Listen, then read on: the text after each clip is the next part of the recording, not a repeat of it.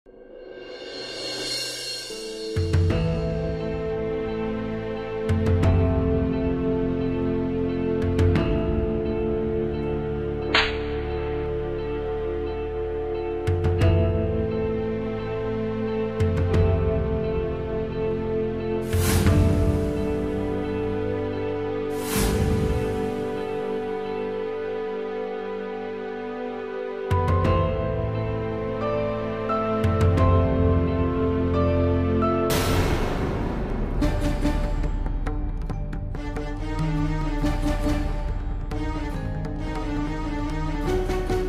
দিদি এরকম জানলা দিয়ে উঁকি ঝুঁকি মেরে কি দেখা হচ্ছে?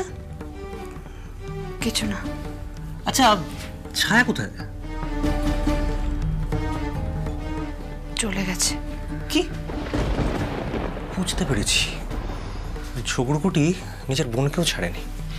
আচ্ছা আমি তো জানতাম তুমি শুধু আমার সাথে ঝগড়া করো, এখন দেখছি তুমি ছায়াকেও ছাড়লে না। সত্যি বাবা।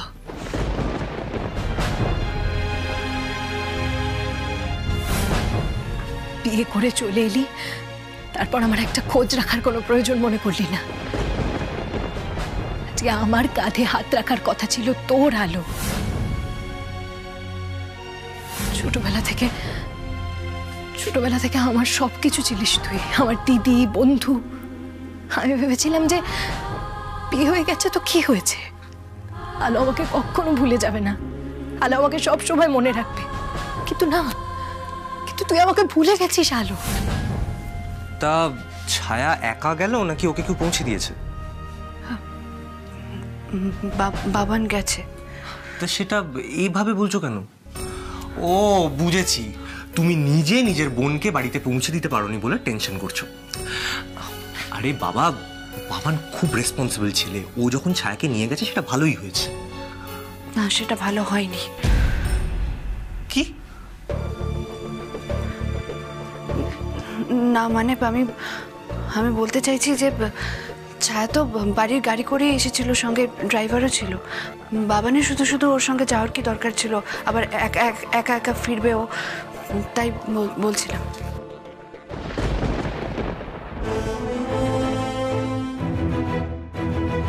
আলোকে কেমন অ্যাবসেন্ট মাইন্ডেড লাগলো, এরকম ভাবে তো কথা বলে না। কি হলো ওর? উফ দাদা, তুমি অহেতুক টেনশন করছো কেন বলো তো? এরকম করছো? হ্যাঁ, অফিসার তো তোমার টেনশন করার মতন কিচ্ছু বলেননি।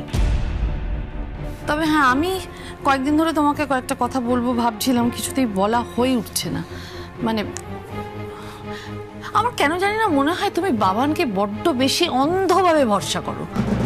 হ্যাঁ, ও ভালো ছেলে, কিন্তু ওর অল্প বয়স, ওর মতিভ্রম হতে কতক্ষণ বলো? একটু যদি চোখে চোখে রাখো তাহলে। রূপা, কি বলছিস না বলতো? কত অল্প বয়স থেকে বাবান আমার কোম্পানির সঙ্গে যুক্ত রয়েছে। ওকে আমি নিজে হাতে কাজ শিখিয়েছি, যখন যা বলেছি তাই করেছে ও। মাঝে মাঝে নিজের থেকে ওকে বেশি ভরসা করেছি আমি, জানিস? আমি সেটা বলছি না। শোন রূপা, যাই বলিস না কেন, বাবানকে আমি কিছুতেই সন্দেহ করতে পারবো না, না কিছুতেই না। উফ, ছাড়ে যে কি করে না, ফোনটাও ধরছে না। দাদা, ছোটদা মারা যাওয়ার পর বৌদি আর বাবানের জন্য তুমি তো কিছু কম করনি। বাবানের কাছে তো এক্সপেক্টেড নয় কি? দাদা, আমি তো শুধু ওকে একটু কথা বলতে বলছি, ওর সঙ্গে একটু কথা বলো। ওরে, সেই কথা আমি অবশ্যই বলবো। দেখ, আমি অলরেডি ঠিকও করে ফেলেছি, এবার থেকে কোম্পানির এক্সপায়ারি ডেটের ওষুধগুলো শুধু ডিপার্টমেন্টের লোক নয়, পুলিশকেও ডাকবো, সবার সামনে যাতে ওই ওষুধগুলো নষ্ট করা হয়, এই কথাটা অবশ্যই আমি বাবানকে বলবো।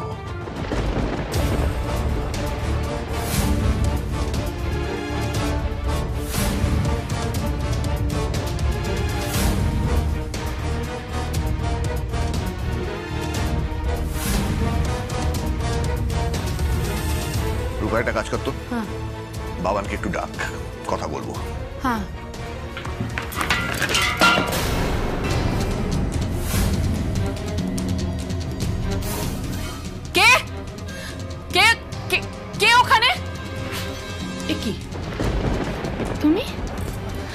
এখানে কি করছো? না মানে আমি হ্যাঁ কি? আলো, বাইরে দাঁড়িয়ে আছো কেন মা? এসো এসো, ভেতরে এসো। এসো, ভেতরে এসো। চলো। এসো, ভেতরে এসো, ভেতরে এসো। বলো মা, তুমি কি কিছু বলবে? না বাবা, আসলে আপনারা ওই জাল ওষুধ টষুধের ব্যাপারে কথা বলছিলেন না, সেটা শুনেই আমি বাইরে হঠাৎ দাঁড়িয়ে পড়েছিলাম।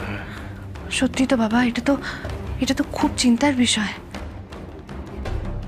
যদি জাল ওষুধ খেয়ে মানুষের কোনো ক্ষতি হয়ে যায়, তার দায় কে নেবে বাবা? তা তো বটেই। তাই বলছিলাম বাবা, আমাদের চোখের সামনে অনেক কিছু ঘটে যায়, আমাদের চোখের আড়ালে আমরা কিচ্ছু জানতেও পারি না। আমাদের চোখ কান খোলা রেখে খুব ভালোভাবে বুঝতে হবে কোথাও কোনো গন্ডগোল আছে কিনা। বাবা বাবা, আপনি আমাদের কোম্পানির উপর ভালোভাবে নজর রাখুন। নিশ্চয়ই নিশ্চয়ই মা, তোমার কথা আমি একেবারে অক্ষরে অক্ষরে পালন করব। রূপা, শুনলি আলোর কথা? ও এই কদিনেই এই পরিবারটাকে একেবারে নিজের পরিবার করে নিয়েছে।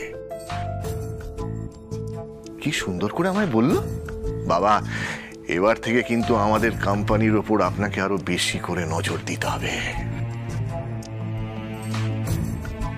খুব শান্তি পেলাম জানো মা। Very good, very good.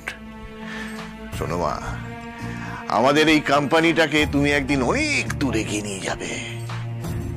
তোমার তৈরি করা ওষুধ এই কোম্পানিকে বিশ্ব খ্যাতি এনে দেবে, মিলিয়ে নিও।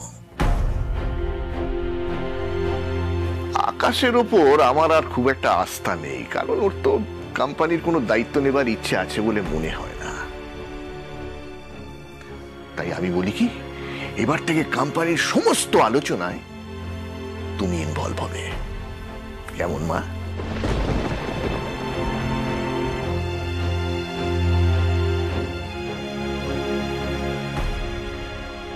আলো, তাড়াতাড়ি নিচে এসো একবার।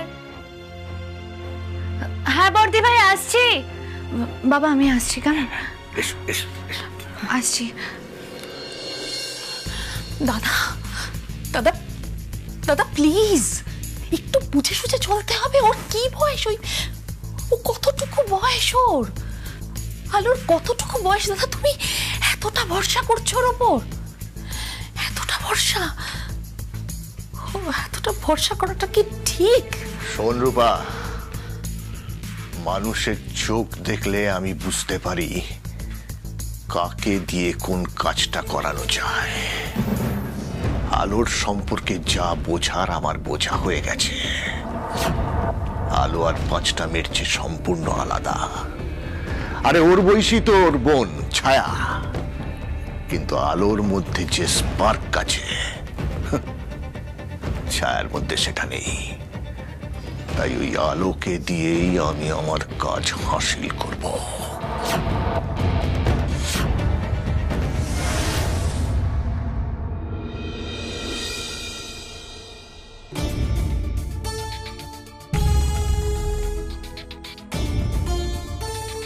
আমরা তো তোমার বাড়ির সামনে পৌঁছেই গেলাম। ঠিক আছে, তুমি তাহলে এসো, আমিও আসি। আমার না ভীষণ খারাপ লাগছে জানো তো, তোমাকে না নিয়ে এলেই ভালো হতো। এতটা রাস্তা তোমাকে এখন একা একা যেতে হবে। আমার কাছে তো গাড়ি ছিল, আমি ড্রাইভার দাদার সাথেই চলে আসতে পারতাম, কোনো সমস্যাই হতো না। বলছি যে আমার বাড়ির এত কাছে এলে একবার কি আমার বাড়িতে যাবে? না না, আজ না ছায়া, আমি অন্য একদিন আসবো। আজ তাড়াহুড়ো আছে, বাড়িতে গিয়ে একটা কাজও করতে হবে। আর তাছাড়া এই যে তোমার সাথে এলাম, এতটা সময় একসাথে কাটালাম, গল্প করলাম, এটাই তো আমার কাছে অনেক বড় পাওয়া। এর থেকে আর ভালো কি হতে পারে বলো তো? আর হ্যাঁ, বুঝি আংটিটা যত্ন করে রেখেছো তো? হ্যাঁ হ্যাঁ, আংটিটা আমি আমার নিজের কাছে যত্ন করে রেখে দিয়েছি। কিন্তু একটা সমস্যা আছে জানো তো, আমি না আংটিটা সবসময় পরে থাকতে পারবো না। আমার মা যদি আমাকে আংটিটা পরতে দেখে তাহলে অনেক প্রশ্ন করবে, জিজ্ঞেস করবে যে কে দিয়েছে, কোথার থেকে পেয়েছি, নানান কিছু। হ্যাঁ বুঝতে পেরেছি। না না, তোমাকে বাড়িতে সবার সামনে পড়ে থাকতে হবে না। শুধু তোমার যখন আমাকে দেখতে ইচ্ছা করবে, আমাকে যখন ভিডিও কল করবে, তখন আংটিটা পরে নেবে, তখন আমি দেখে নেব। আর তাছাড়া স্পেশালি যখন আমার সাথে আলাদা করে তুমি বেরোবে, তখন না হয় আংটিটা পরে নিও। আচ্ছা সেসব না হয় হবে, কিন্তু বলছি এখন অনেক রাত হয়ে গেছে, তুমি বরং এবার আস্তে আস্তে এগো, বুঝলে তো? সাবধানে যেও, কেমন? আর ছায়া, আর একটা কথা বলছি যে দেখো, তুমি না ওই মানে ছোট বৌদি ভাইয়ের সাথে হওয়া মন কষাকষি নিয়ে আর কষ্ট পেও না।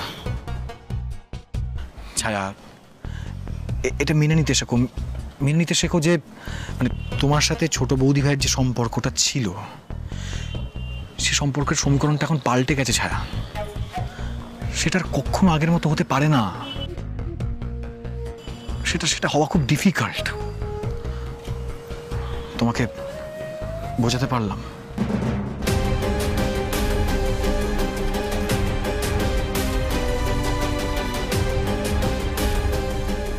বল আমাকে কি সমস্যা হয়েছে? সমস্যা মানে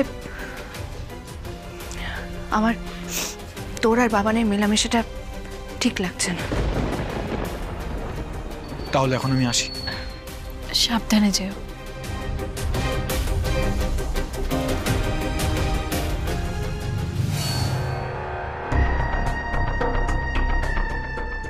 আমার যা করার আমি করে দিয়েছি।